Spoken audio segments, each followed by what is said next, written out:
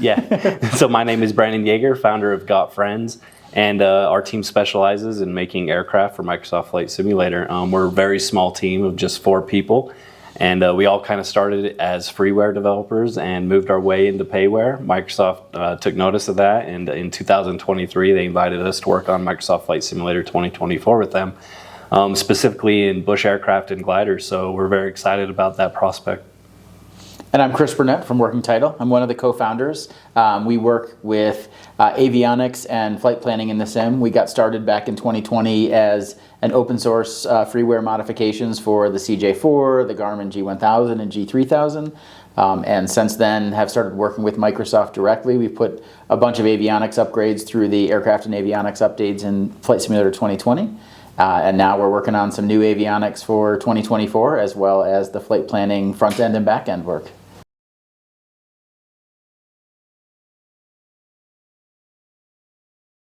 Yeah, so I think in terms of how is the experience, it's a great experience. From the beginning, it's been incredibly collaborative. So Jorg and the Microsoft Flight Simulator team are fantastic to work with, and the folks at Asobo are actually great to work with as well. Everyone's super interested in what we have to say and interested in feedback. In terms of how we decide what to work on and how demanding things are, we work together to figure out what are the most important tasks. So there's a bit of a core sim strike team, if you will, within Microsoft, including people from Asobo, from Working Title, and from Microsoft. We get together once a week and we just prioritize tasks and figure out what the community is most interested in, and those are the things we work on.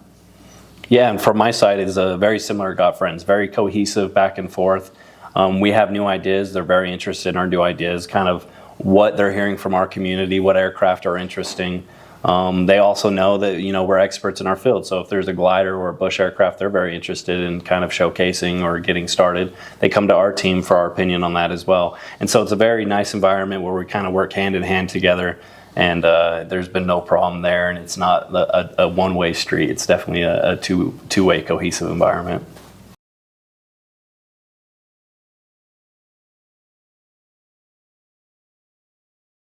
So as far as an aircraft developer, just seeing the kind of depth they put into the flight model now.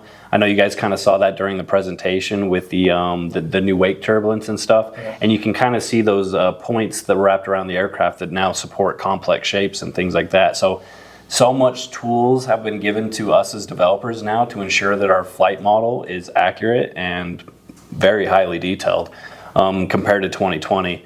And these are kind of things that, unless you're kind of a developer and you know the back end of how a lot of these systems are working, you're kind of a little blind to it because you only see the visual at the end of the day.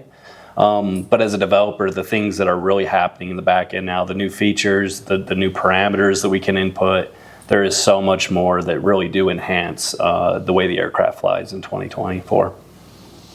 Yeah, I think for me, it's a little hard to be totally neutral because we had a lot of discussions with Asobo about the new systems, particularly on the aircraft side. So Seb mentioned in the presentation they've introduced new fuel system, new pneumatic system, new hydraulic system, new electrical system, and all of those are meant to add more realism and complexity to those systems.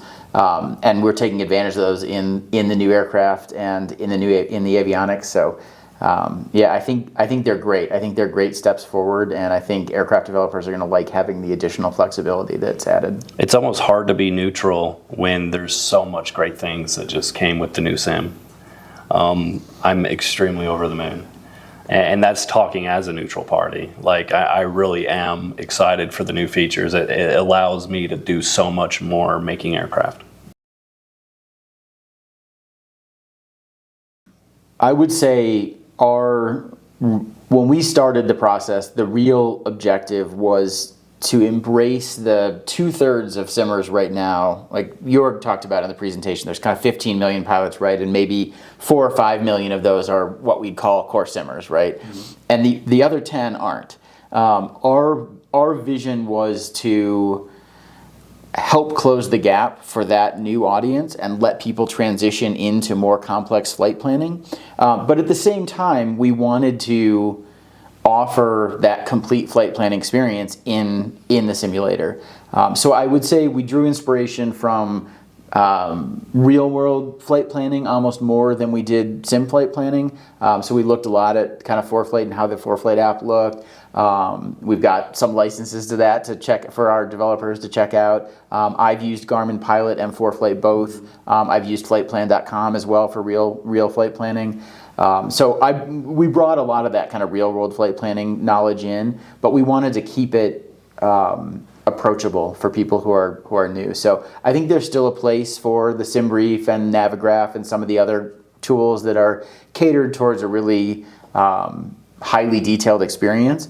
And I don't say that because I think we're not offering a detailed experience, but because some people will be used to or want to continue with that experience, and I think that's great. We're not trying to replace that, but we do think it was a gap in the sim that there weren't these kind of pre-flight activities. And the idea we were aiming for with Flight Sim 2024 was to really simulate the full pilot experience. And you see that on the career side with learning how to fly and getting your certifications. And we thought the same is true with, okay, we want to pre-flight the aircraft. And David talked a little bit about that. And you go out and actually move the ailerons and the elevators just like you would in real life. And another thing you do in real life is calculate your fuel and make sure you're going to have enough reserves and all that kind of stuff. So we wanted to have that experience.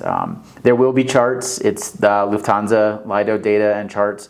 They'll be updated on the 28-day cycle for nav data, and I think it's a 60-day cycle for charts. So that stuff will all be there. We would like to do that. So a couple things that are worth saying. First of all, the flight planning app is a website as well as the tablet in the sim. So you access it with your Xbox credentials. Mm-hmm. So there will be a website you can go to plan your flight.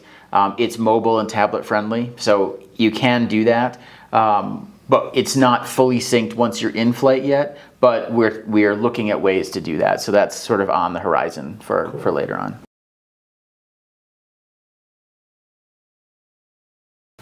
Yeah, so I think working with Microsoft has given us a plethora of tools that we've just never been able to access before. And a lot of I think the biggest one is the manufacturers themselves. I know that Lynn Aviation and Mike Patey specifically, and STEMIs but as well, they're a really nice environment where we can go talk to their manufacturers. They can feed us information, some things that we don't have. These are things that I don't think I could have done as a small team that we had before. We could definitely be sending out emails and hoping that some of them respond. But it's really nice to be able to be working with Microsoft and have that backing and that stability and that reassurance for those manufacturers as well that they're working with the correct team. And I know that that's something that's really kind of changed our perspective on aircraft development, is being able to get hands-on with some of these resources in aircraft so that we can make sure that they're, at the end of the day, as realistic and highly detailed as they can be. Yeah, I'll just add, we work directly with Boeing. We work directly with Textron. We've been hands-on. We actually went to the Dreamlifter to when they did the scanning and the sound recording for it. We went there to look at all the avionics and everything. We've had tons of access that is totally facilitated by the relationship with Microsoft, hands down, no question. It's way easier to do what we do with Microsoft.